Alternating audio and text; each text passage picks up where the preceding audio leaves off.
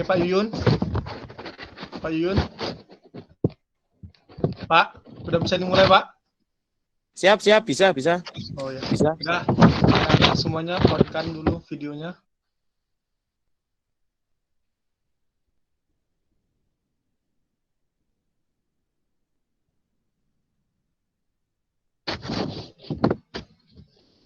Oke, silakan on-kan videonya. Saludin, Aufa,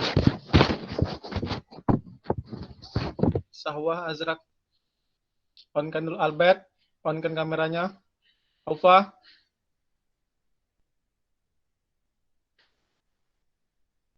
Oke, udah.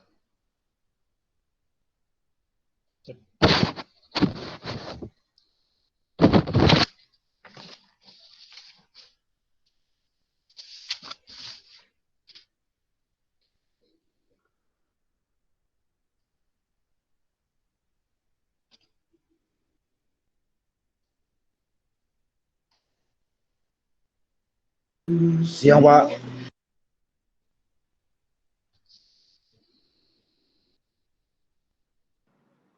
Siapa? Siapa? Oke, siap. Siapa?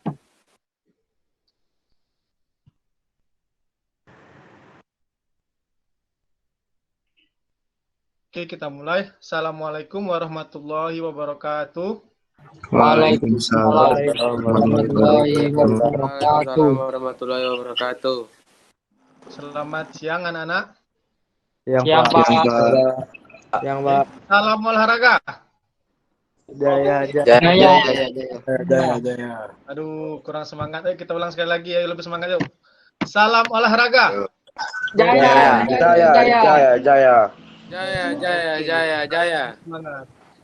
Oke, apa kabarnya pada siang ini? Baik, Pak. Baik, Pak. Semoga kalian dalam keadaan sehat selalu, tetap sehat di rumah, tetap jaga protokol kesehatan, di mana kita harus memakai masker, menjaga jarak, dan juga mencuci tangan. Oke, sebelum kita masuk kepada materi pembelajaran selanjutnya, ada baiknya kita berdoa menurut agama dan kepercayaan masing-masing. Baiklah, agar apa yang kita pelajari ini bisa bermanfaat bagi kita dan juga untuk kita diberikan kesehatan dan kelancaran untuk melakukan aktivitas seperti biasa. Oke, silakan doa dipimpin oleh ketua kelas. Silakan Albert. Ya, teman-teman, sebelum kita memulai pelajaran kita hari ini, ada baiknya kita berdoa menurut agama dan kepercayaan kita masing-masing. Berdoa dimulai.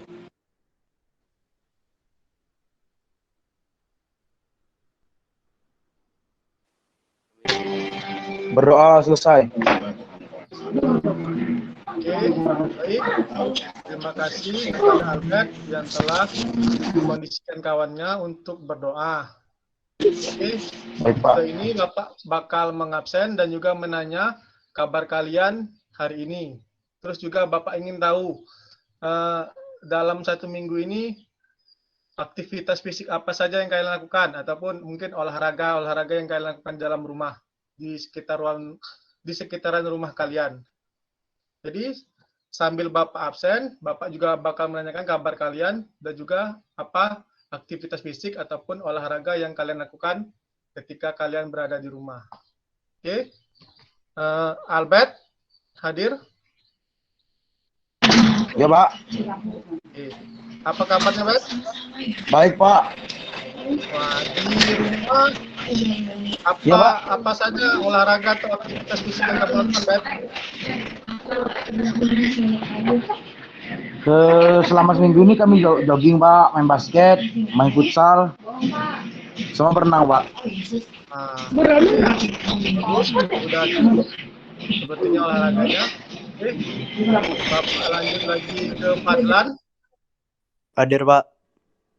Oke, gimana kabarnya Fadlan hari ini? Alhamdulillah baik, Pak. Apa saja aktivitas fisik yang kamu lakukan, olahraga yang kamu lakukan di rumah? Basket sama futsal, Pak. Oh, ya. Oke. Bapak lanjut ke Nabil. Mana ini Nabil? Hadir, Pak. Nah, bagaimana kabarnya hari ini, Bil? Alhamdulillah baik, Pak. Nah, apa saja aktivitas yang kamu lakukan di rumah, olahraga yang kamu lakukan di rumah ini, Bil, seminggu ini? Basket sama pull up, Pak. Oh, oke. Bagus. Nah, ini si Batel. Hadir, Pak. Nah, bagaimana kabarnya hari ini, Batel? Baik, Pak. Alhamdulillah. Apa saja nih olahraga yang kamu lakukan saat kamu di rumah, Batel? Cuman main-main basket, Pak. Oh, rata-rata memang hobi basket sama futsal ya kita ya. Iya, Pak. Oke, sepertinya semuanya hadir ya. Jadi bisa kita lanjutkan untuk pelajaran kita selanjutnya. Sebelum kita masuk ke materi selanjutnya, masih ingat tak materi kemarin kita bahas apa? Materi sebelumnya mengenai apa? Senam, Pak. Senam. Nambah. Ya, betul. Berarti Nambah. oh, alhamdulillah berarti kalian masih ingat dengan materi sebelumnya. Ya, pada materi sebelumnya kita itu mengenai senam irama, di mana kita mempelajari gerak langkah kaki, gerak ayunan lengan, serta kombinasi gerak langkah kaki dan ayunan lengan. Dan juga kita mempelajari sistematika gerak, mulai dari pemanasan, gerak inti, dan juga pendinginan. Oke, baiklah, karena kalian juga paham dengan materi yang kemarin, sekarang Bapak lanjut untuk materi yang hari ini. Jadi materi hari ini yaitu kita mengenai penyakit menular seksual. Jadi Bapak minta kalian tetap positif. Kalau seandainya ada gambar-gambar yang mungkin menurut kalian itu agak kurang pas, ya kalian harus tetap positive thinking karena ini intinya buat pembelajaran, bukan ada unsur pornografi. Oke, paham? Baik, Pak. Jadi apa sih manfaat kalian mempelajari penyakit menular seksual ini? Nah, jadi manfaatnya itu supaya kalian di zaman sekarang ini, zaman yang serba canggih, zaman teknologi canggih, itu pergaulan bebas itu semakin menjadi, apalagi dengan sosial media yang bermacam-macam, mulai dari Instagram, Facebook, Twitter, dan lain-lain. Sehingga di kalangan yang paling banyak, rentang usia yang paling banyak terkena penyakit menular seksual itu antara umur 15 sampai 24 tahun. Itu rata-rata hampir 50% dari korban penyakit menular seksual. Jadi besar harapan Bapak, ketika kalian mempelajari ini, kalian juga paham untuk menjaga diri supaya tidak terkena dari penyakit menular seksual. Oke, kalau gitu kita langsung masuk ke materinya.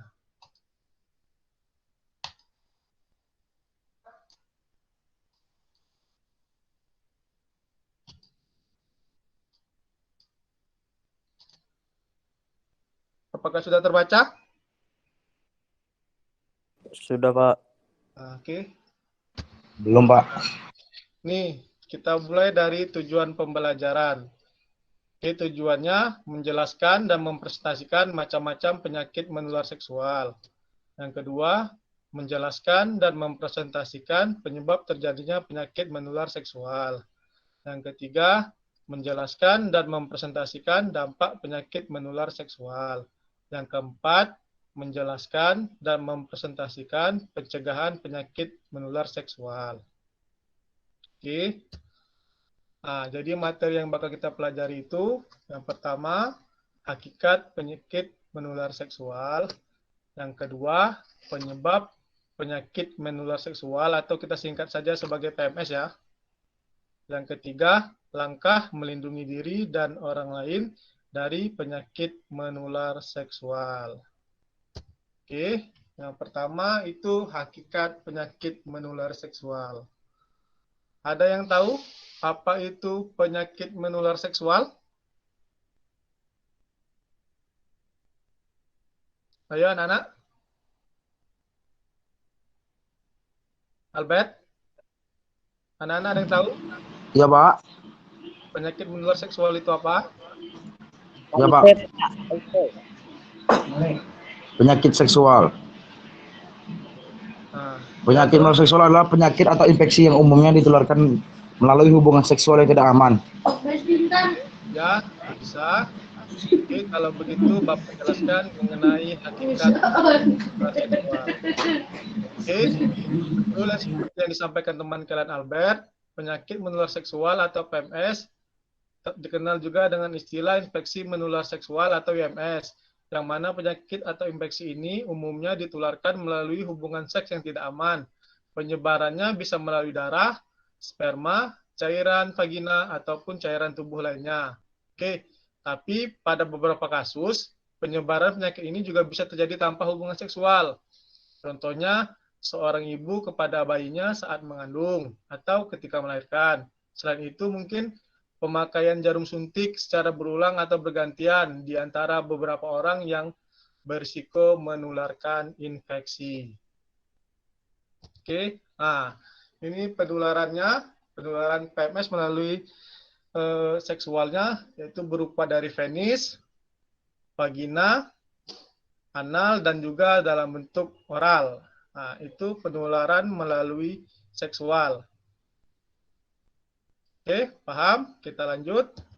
Nah, kalau penularan melalui non-seksualnya, yang pertama itu biasanya darah, transfusi darah suntik. Jadi seandainya kalau penderita itu mentransfusi darah, kemungkinan besar dia bisa menularkan penyakit tersebut. Yang kedua, jalan lahir ibu yang menderita penyakit menular seksual. Jadi kemungkinan ketika seorang ibu itu menderita PMS, bisa diturunkan ke anaknya. Yang ketiga, penggunaan jarum suntik secara bergantian. Nah, jadi seandainya penggunaan jarum suntik ini kan tidak steril secara bergantian. Seandainya dari salah satu pengguna tersebut ada yang menderita PMS, kemungkinan besar bahkan tertular.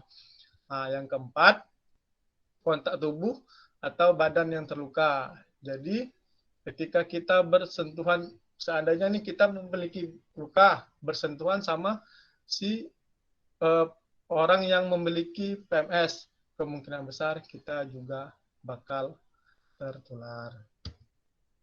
Oke, kita lanjut.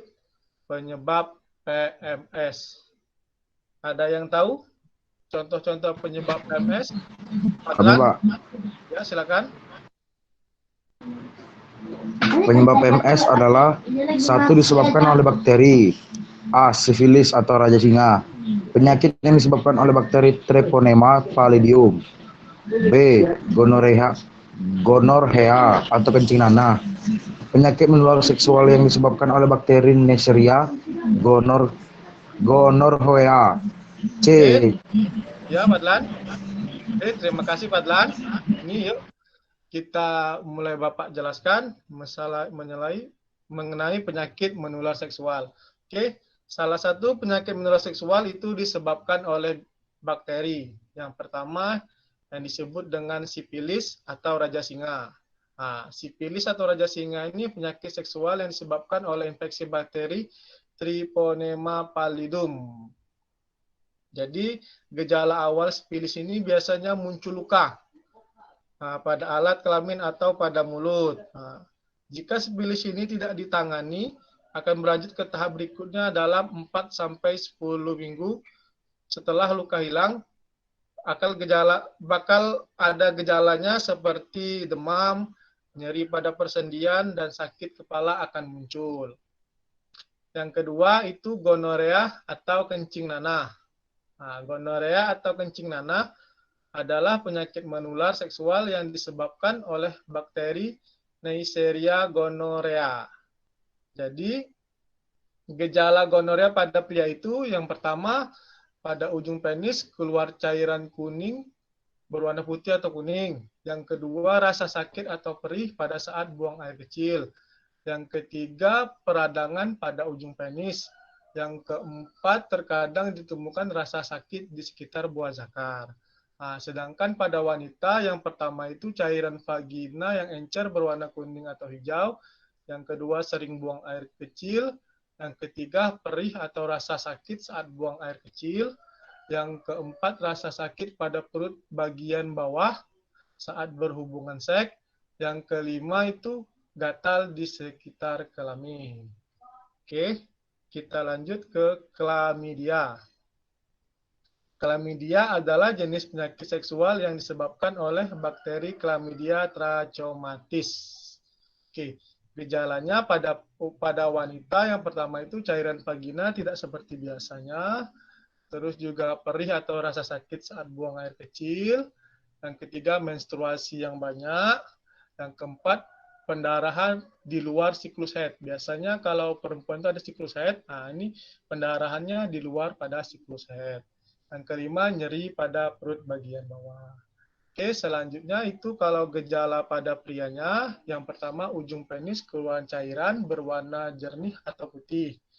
Yang kedua, sakit pada saat buang air kecil. Yang ketiga, rasa gatal atau panas sekitar lubang penis. Yang keempat, rasa sakit dan pembengkakan di sekitar buah zakar. Oke, kita lanjut. Nah, kankroid. Kankroid merupakan penyakit menular seksual disebabkan oleh bakteri Haemophilus duceryl. Oke, nah, jenis seperti bisul kecil di alat kelamin akan muncul setelah 1-14 hari seorang terinfeksi kankroid. Sehari setelahnya benjolan akan berubah menjadi luka.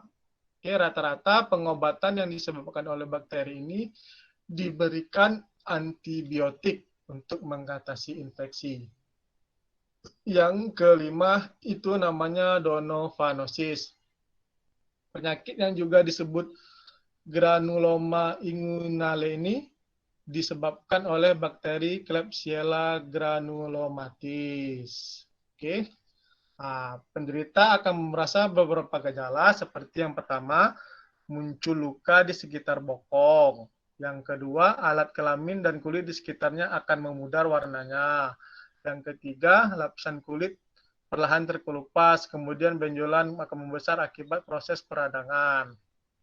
Oke, yang terakhir itu ada namanya lymphogranuloma venerum, yaitu penyakit yang juga dikenal dengan nama LGV. Ya, ini disebabkan oleh infeksi bakteri Chlamydia trachomatis. Nah, LGV ini terbagi 3, yaitu ada yang primer, ada yang sekunder, dan ada yang tersier. Oke, rata-rata pengobatan LGV ini biasanya dokter akan meresepkan antibodi ataupun juga bisa dilakukan pembedahan untuk mengatasi LGV. Oke, nah yang kedua itu penyakit menular seksual yang disebabkan oleh virus. Oke, silakan dijelaskan. Ada yang tahu herpes genital sama kutil kelamin? Anak-anak?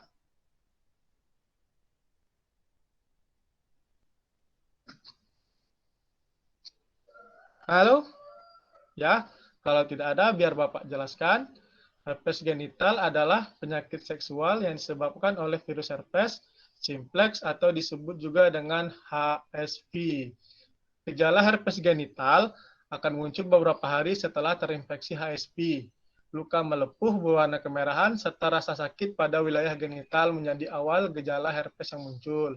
Mungkin juga disertai dengan gatal atau sakit saat membuang air kecil. Oke. Hingga kini belum ada obat yang bisa menyembuhkan herpes genital, tapi gejala yang terjadi bisa dikendalikan dengan obat-obatan antivirus. Nah, yang kedua itu kutil kelamin atau kutil genital adalah penyakit menular seksual yang disebabkan oleh virus yang dikenal dengan human papillomavirus. Oke, kutil kelamin ini adalah tidak menimbulkan rasa sakit, tapi biasanya akan muncul rasa gatal, memerah, terkadang bisa berdarah. Pada beberapa penderita, kutil bisa tumbuh bergerombol dan kemudian terlihat seperti kembang kol. Kalian lihat seperti di gambar itu, dia bergerombol seperti kembang kol. Oke, nah, kita lanjut ke HIV. Biasanya rata-rata kalian sudah tahu kan HIV itu apa? Tahu, Ya, Pak. Sudah, Pak. Udah, Pak. HIV itu apa yang kalian ketahui tentang HIV? Virus yang menyerang sistem kekebalan tubuh. Oke. Baik, terima kasih. Oke, virus HIV itu ialah virus yang menyerang sistem kekebalan tubuh. Virus ini dapat tertular melalui hubungan seks yang tidak aman, berbagi alat suntik, ataupun juga jarum. Hingga kini belum ada obat untuk melenyapkan virus tersebut dari tubuh.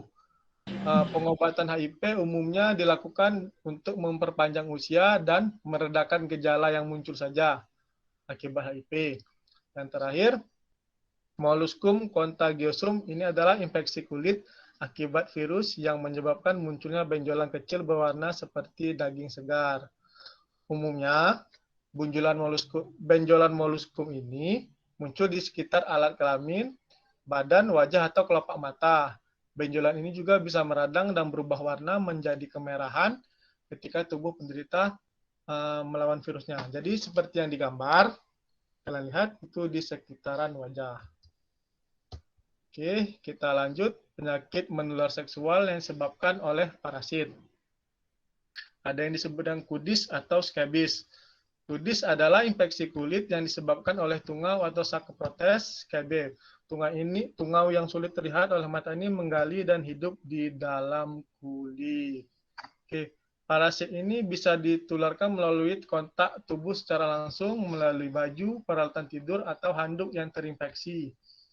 Nah, jadi kalau kalian itu harus hati-hati kalau meminjam handuk ataupun baju teman-temannya, bisa saja terinfeksi.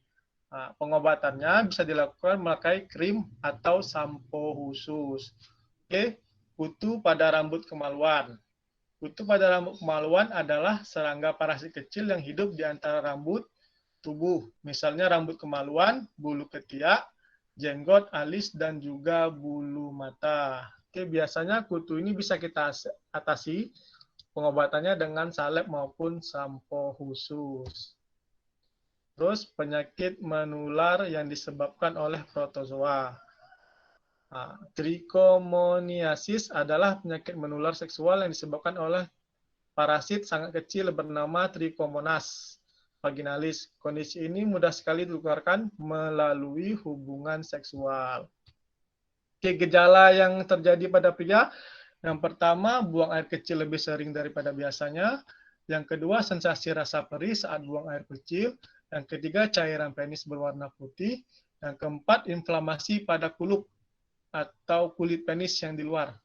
Nah, sedangkan gejala pada wanita, cairan vagina encer, rasa sakit gatal-gatal di sekitar vagina, dan juga sakit atau tidak nyaman saat melakukan hubungan seksual atau buang air kecil. Oke, nah yang terakhir penyakit menular seksual yang disebabkan oleh jamur. Ada yang namanya Tinea cruris. Nah, penyakit menular seksual ini adalah infeksi jamur yang menyerang kulit di sekitar alat kelamin pada bagian dalam serta bokong. Penderita Tinea cruris biasanya akan merasakan muncul ruam kemerahan berbentuk lingkaran yang terasa gatal. Kalau kita ibaratnya dibilangnya kurap ya. Oke, yang terakhir infeksi kandida. Infeksi jamur Candida albicans biasanya menjadi penyebab umum iritasi pada vagina. Namun pada pria khususnya yang tidak sunat. Juga bisa mengalami selain di kelamin, jamur ini bisa ditemukan di bibir, kuku, sekitar anus, atau bahkan saluran pencernaan. Oke, seperti yang kalian lihat di foto, itu dia ditemukan di bibir. Penderita dapat menggunakan salep atau krim anti jamur yang lebih kuat, serta mengkonsumsi pil anti jamur supaya sembuh dari infeksi kandida ini. Oke, ini dampak PMS. Supaya kalian ketahui dampak PMS itu bermacam-macam, biasanya muncul rasa bersalah, terus ada rasa marah, sedih, menyesal, malu, kesepian, tidak mempunyai bantuan, stres juga, terus bingung, benci diri sendiri, benci orang yang terlibat, dan banyak macam-macamnya dan termasuk juga ke depresi. Oke, kita masuk ke materi yang terakhir, langkah-langkah melindungi diri dan orang lain dari PMS. Langkah-langkah melindungi diri, kalau untuk kita tidak mengunjungi tempat-tempat maksiat, tidak melakukan hubungan seksual di luar pernikahan, tidak melakukan perilaku seksual, tidak berganti-ganti pasangan seksual, tidak menikah dengan penderita PMS, tidak melakukan aktivitas anal seks dan oral seks, mencari lingkungan bergaul yang baik dan kondusif, mencari aktivitas positif seperti olahraga, mengaji, belajar kelompok, dan lain-lain. Oke, langkah-langkah melindungi orang lain, mengajak atau penyuluhan tentang cara hidup sehat, sikap keterbukaan kepada keluarga dan orang tua, banyak membaca buku pengetahuan, belajar mengikuti kaidah pergaulan, mengajak untuk menjauhi rokok, narkoba, dan miras, memperdalam pendidikan agama dan bertakwa kepada Tuhan Yang Maha Esa, mengisi kekosongan waktu dengan aktivitas fisik ataupun olahraga, membaca, ataupun bisa juga mengunjungi perpustakaan, mengajak remaja untuk beraktivitas yang sehat. Ya, ini melindungi diri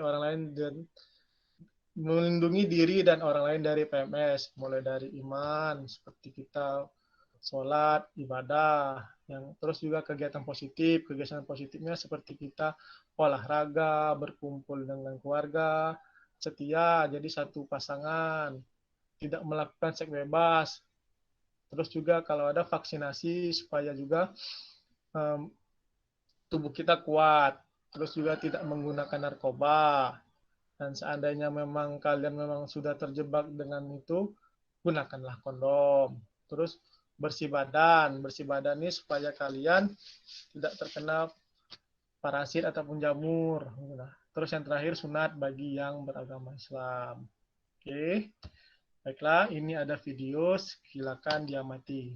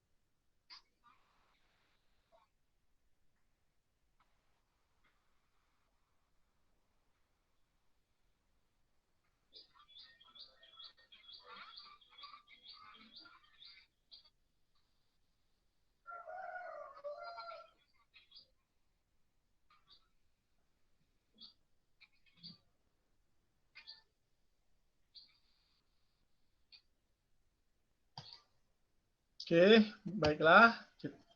Setelah itu, ini nanti Bapak akan memberikan lembar kerja. Petunjuk kerjanya yaitu bekerjalah dalam kelompok, diskusikan mengenai macam-macam penyebab, dampak, dan cara pencegahan penyakit menular seksual. Oke, langkah-langkahnya, buatlah hasil kerja tertulis mengenai macam-macam penyebab, dampak, dan cara pencegahan penyakit menular seksual, serta presentasikan hasil kerja saudara. Nah, bisa berbentuk video yang nanti kalian upload di Google Classroom kalian. Oke. Nah, yang seperti Bapak bilang tadi, Google Classroom-nya yang kita, nah ini Google Classroom ini, silakan kalian upload di Google Classroom sesuai dengan kelas yang kalian pelajari. Oke. Nah,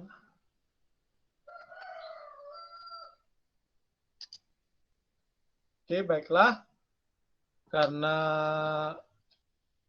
di sini Bapak akan meminta kalian untuk menyimpulkan materi yang telah dipelajari.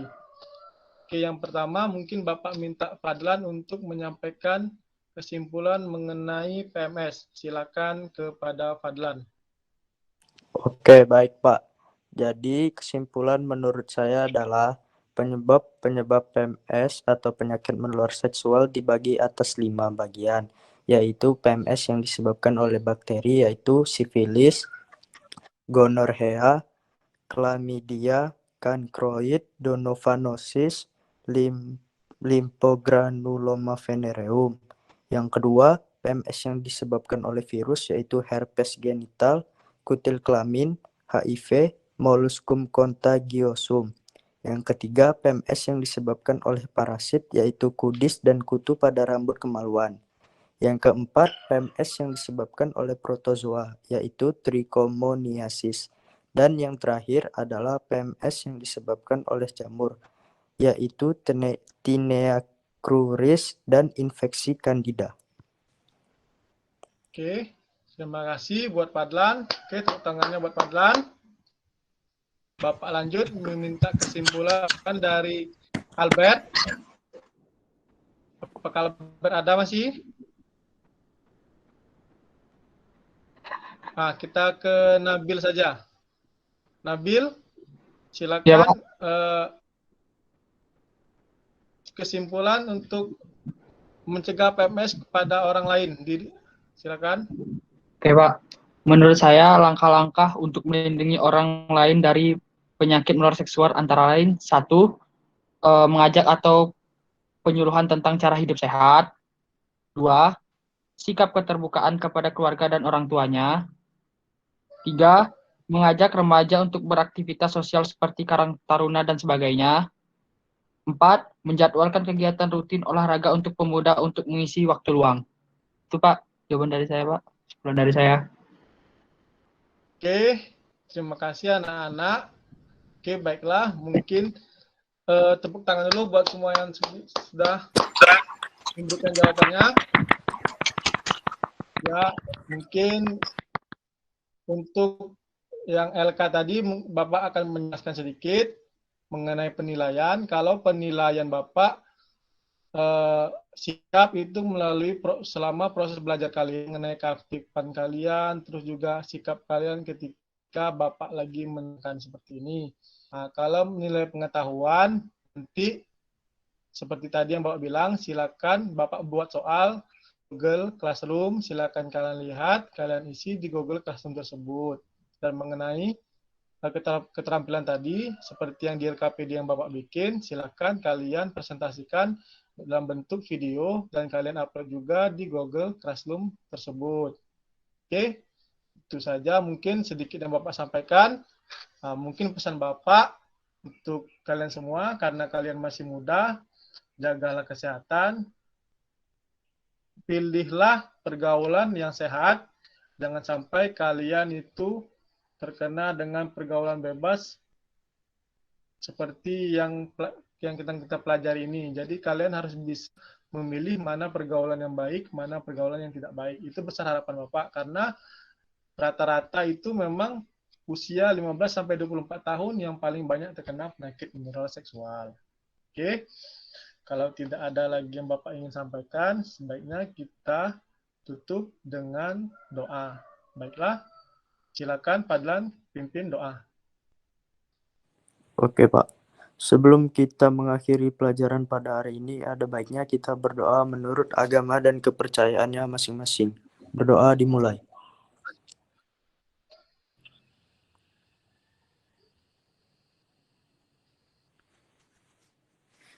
Berdoa selesai.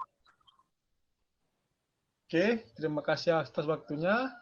Sehat selalu. Semoga kita bertemu lagi untuk pertemuan selanjutnya. Salam olahraga. Salam. Ya. Jaya.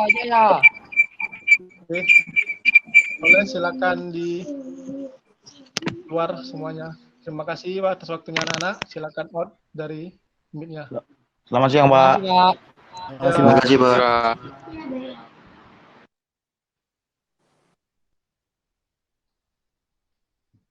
Oke.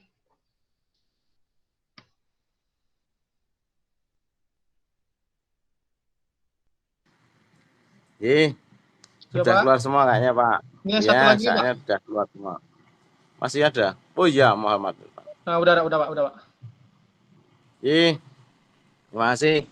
Saya juga alhamdulillah ini, Pak Gun. Dari tadi itu saya nggak bisa nyimak secara keseluruhan. Lah ini alhamdulillah tempatnya Pak Gunawan saya bisa menyimak hampir secara keseluruhan, ya.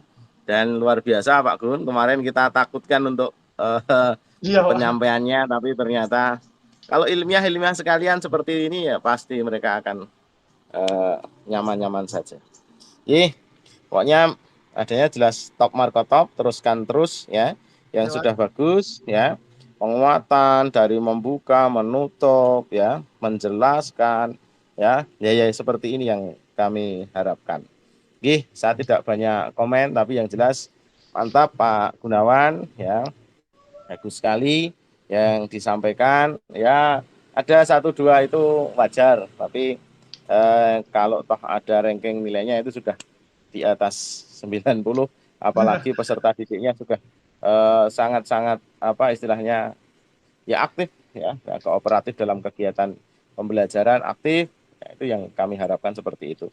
Mungkin nanti dari Bu Ratna akan menambahkan ya yang lebih detail terkait dengan apa yang Pak Gunawan sampaikan, tetapi bagi saya sudah top marko top. Nanti yang perlu diingat ya yang bagus-bagus Pak Gunawan, Ya, sehingga Pak.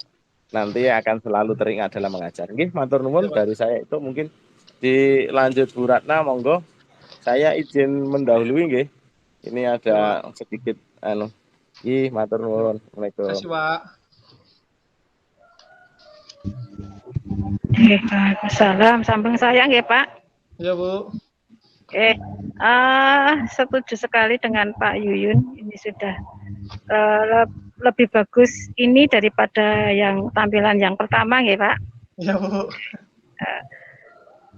Memang kalau materinya teori itu memang ya mau gimana lagi, memang seperti ini memang guru lebih mendominasi untuk menerangkan karena kalau menerangkan praktek mungkin anak-anak bisa membayangkan, jadi nanti mungkin akan muncul pertanyaan dari anak yang kira-kira bayangan saya itu benar apa tidak. Tapi kalau teori seperti ini ya memang mau gimana lagi, memang gurunya lebih banyak menjelaskan memang iya. Cuma yang perlu ditambah lagi adalah bagaimana caranya Pak Gunawan untuk lebih bisa mengaktifkan siswanya. Jadi mungkin satu pertanyaan yang jawabannya lebih dari satu bisa dilemparkan ke peserta didik yang lain. Oh iya, Bu. Tidak, nanti selain kita untuk istilah saya adalah memancing siswa untuk tetap berkonsentrasi, juga untuk mengetahui apakah peserta didik ini memahami apa yang kita sampaikan. Karena ini kan materinya banyak banget yang disampaikan kan tadi banyak sekali. Jadi untuk kita mengetahui apakah yang kita sampaikan itu benar-benar bisa dipahami anak ya, salah satunya adalah dengan melontarkan pertanyaan yang nanti bisa dijawab oleh beberapa siswa. Karena tadi saya lihat yang menjawab hanya itu saja. Iya, Bu. Anaknya itu saja. Terus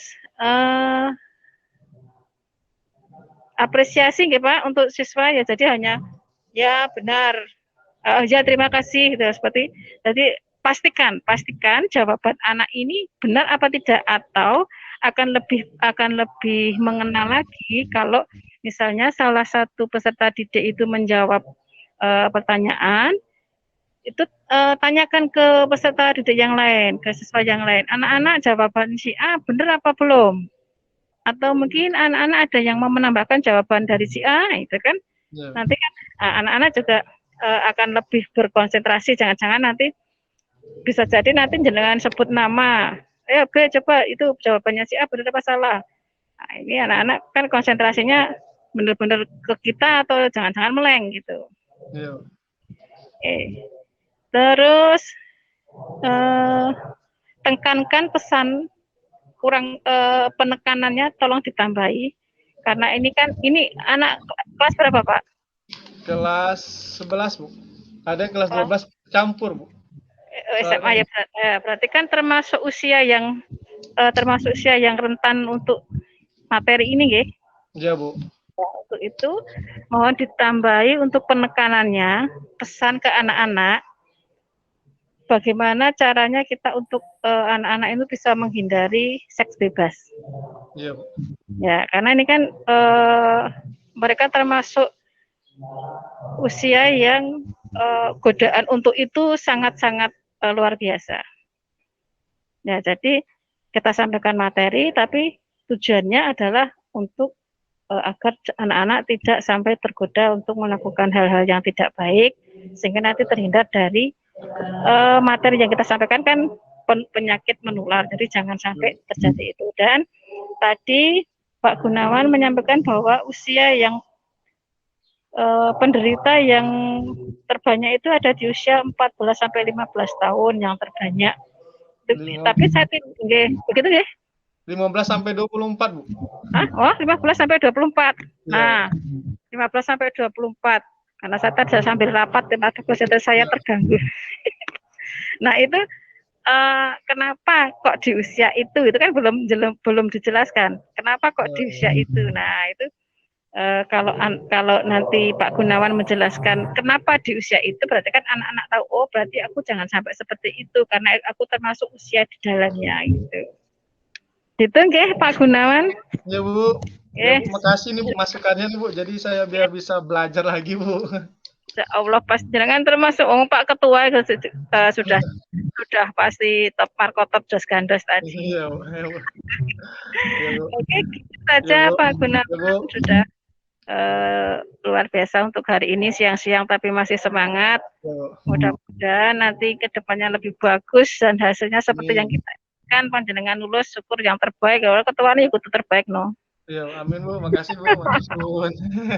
Oke, gitu saya izin nggih langsung kita ke rapat lagi. Ya Bu, makasih Bu. Matur suwun. Oke, undur diri. Assalamualaikum warahmatullahi wabarakatuh. Waalaikumsalam warahmatullahi wabarakatuh. Pak Supri. Pak, udah selesai, Pak?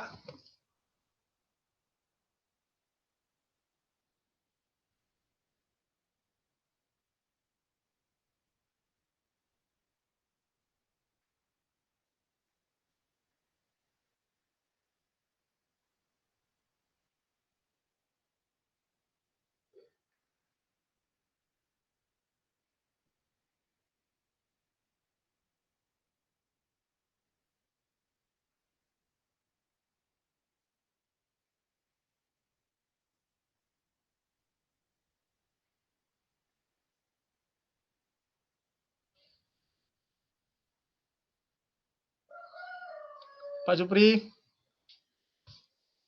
Pak?